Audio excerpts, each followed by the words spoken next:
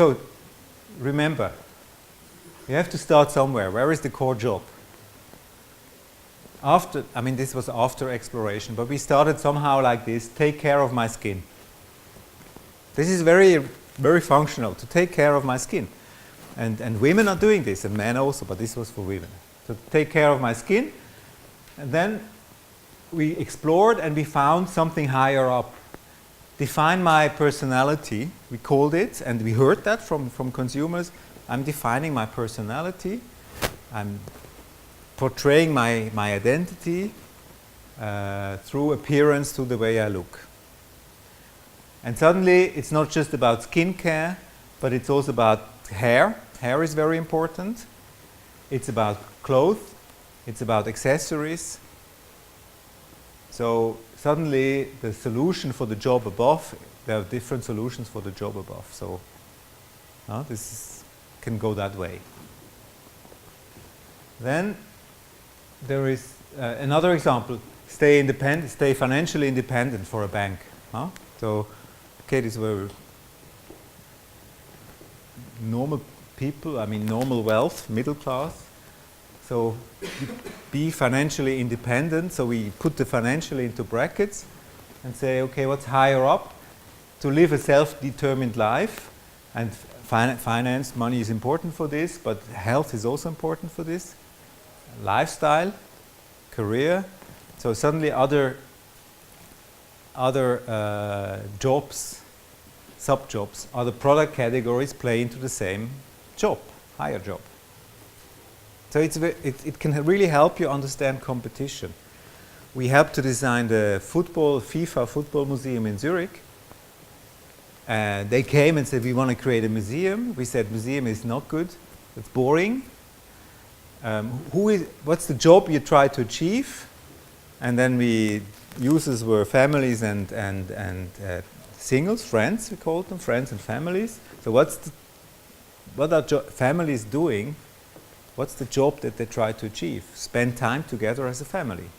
Now what's the competition? It's going to the movies, going to somewhere. And suddenly the competition is totally different than what they thought in the beginning. They were always benchmarking them against art museums and other football museums, and we changed that perspective. And it is now more an entertainment park than a museum. Yeah? To rank the different jobs, or does it even matter? Like when you clearly define that, to do that with the different jobs, does it make sense to rank them? Like one is really much more important than the other? It could make sense, yes. It could make sense if this is really the question, the business question. So if it's really a strategy question of where do we want to play, what's the job, the overarching job we want to address, it can be very useful to quantify this, because it tells you where to play. But many companies are stuck in their business model, and they would never think about going into healthcare. A bank would never think about going into healthcare.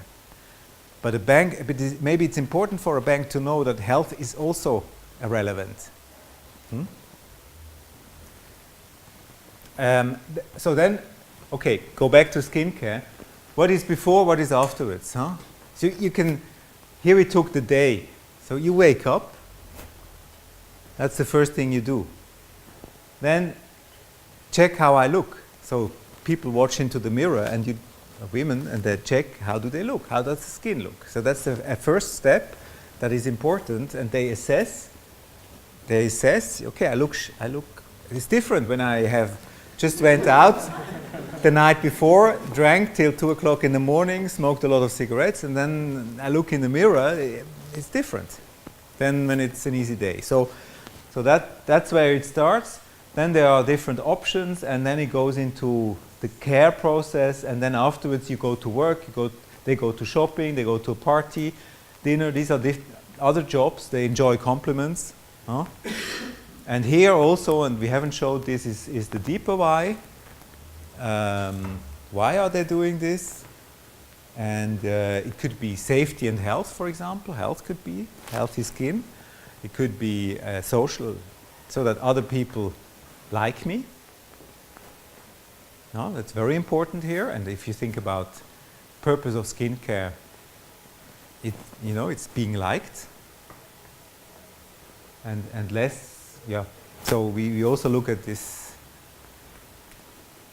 other things behind. And then we go down the deeper how, and we really explore what they do. So they assess, that's the mirror thing, they prepare the skin, they apply, they let the effect unfold. There is a first effect, and then there is a longer lasting effect, which is difficult to measure, but they still do. Yeah? So there you're in the solution then. We try to avoid, what we say is we try to be on this level, we try to be solution free. So take container is not good. Huh? That's clearly pointing towards a solution. But sometimes you have to be pragmatic, because packaging packaging is important, and if they want to stay in creams, then probably do it. But the mandate was also look beyond creams. So we had a lot of things that was really without creams. It was about Botox, about, the solution to it, food. Yeah. If even the lower how stays away from function or solution, then what does it include? Because my view, or as I understood until now, the how is really what is done, and that really is very reliant and tightly linked with the solution. Just like as you said, like the take container, like I apply things. Well, that means that you have a product. Yes. Yeah. But if not in the lower how is near the solution, then the whole thing becomes really very philosophical in my view. It can, but we try. Let's take an example: software. So you can ask, okay, you look for this icon, and then you press the icon, and then it starts up. So that's the solution, huh? Or you can, and then when you explore further, and you ask, what do you want to achieve? You said, okay, I want that there are no steps, no manual steps to start the software. Now the manual steps is now solution free, but the software is still solution. So you see what I mean? You try to zoom into this startup process of a software, and you find out what is really the problem. Yeah? And they say, okay, I can't find the icon. It takes me too much time to start it up. And then you have a metric to tell you, solution free, what it's all about. What's the problem? That's the next. It's exactly this metric. It's this next step. So the job, we try to be solution free, but not. Sometimes it doesn't work. We try to be on this level solution free, but in the end, if the business is software, then we somehow have to play to it. If the business is a bank, it's a bank. But we try to put it away. And in this case, to take care of my skin, is that so what level is that? Is that the higher Y? Because it seems to me that as you're saying, if this is a lower how, but you say it needs to be solution free, to me that feels a bit like it's pulled too high up because it's not tangible enough. But to take care of my skin in those terms feels to me too pulled down, because actually I want to look healthy, or I want to feel good. Yeah. So to take care of my skin, is that supposed to be the higher Y, or is that just... No, that was really the core. Mm-hmm. But that's exactly the problem. The problem you run into with job to be done is where is it? And there is no one answer. It's you can argue it's too high, but then you immediately are in the lower how and close to the solution. Or you can argue it's too low, and then you go up. But when you go into health, you might get lost. Now they were open to this, and we looked at concepts that were about food. They said food is something we can look at, or medical things. Yeah. How do you deal with user segmentation? Like you have that many types of, when you're observing, you see that there are patterns. Groups A, B, C, and D acting differently. How do you then different? Now, in the exploration phase, when we talk to a small set of users, 20 typically, 15 to 25, and we try to have normal ones and extremes. But we try to have a good mix, let's say. When we go into validation, we discover the segments through the validated results. So we ask observable criteria like social demographics, and then we map what we call pain points, I'll show it afterwards, against it, and we say, okay, this men have these pain points and female have these pain points, and they're totally different. So probably two segments. And you redo a whole screen for each of the segments? Or you try No, we have the same frame. We have the same frame and the same list for all the segments.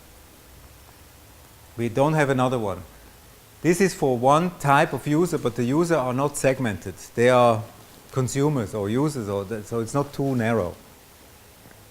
And when you go into other categories, for example, medtech. In medtech, you have doctors, nurses, patients, even health insurance companies. So you have different stakeholders, but they all have different jobs. A nurse has a different job than a physician, no? And therefore they have different maps, different hierarchies. And this can blow up a job to be done project, because you suddenly have 4 different groups, and it's too complex. But we just did a study in the US with nurses and physicians, and it was beautiful because the pain points, then there were clear common pain points and there were separate pain points. So it allowed to do a value proposition for the common with specific solutions for the doctors and the nurses. But we are just, I mean, this is just the preparation. This is where it starts, yeah? I had a question around the segmentation, because my understanding was that the segmentation in jobs to be done, the job is the unit of analysis, and so I don't know if you were asking about this, if there's different job for different, like each segment has a different job, and I just wanted to respond to that, because I think, and you could tell me if I'm wrong, is that you segment based on for one job, but for people at different outcomes they want from a job, and those are the segments. Is this? Yeah. Yeah. So you have to think about, we call it user group. Huh? The user group, and there's one big user group, and in the user group there are segments, but these segments are different from the outcomes or the value metrics, how we call them. How do they respond then to the validation? It's not possible, if you talk to 20 users, to segment based on these databases. It's not possible. It's you can.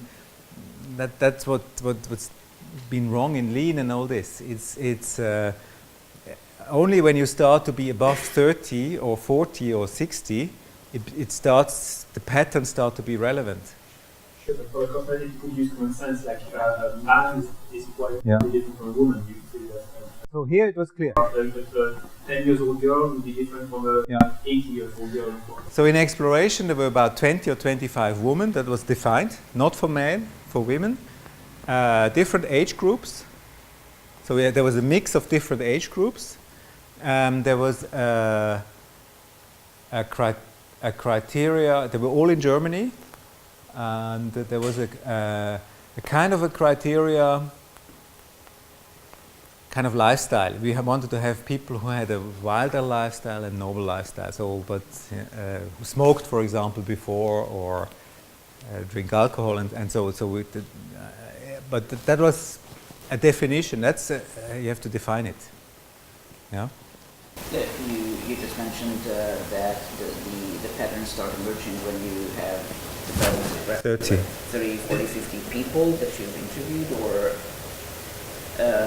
and I'm just wondering, because in sort of software testing, there's often sort of this number that from about sort of 5, when you talk with 5 people, then you you pretty much have 80% of your problems identified. It's the remaining 20% that you can sort of get on there, but the value of one interview sort of starts diminishing already very low. Absolutely.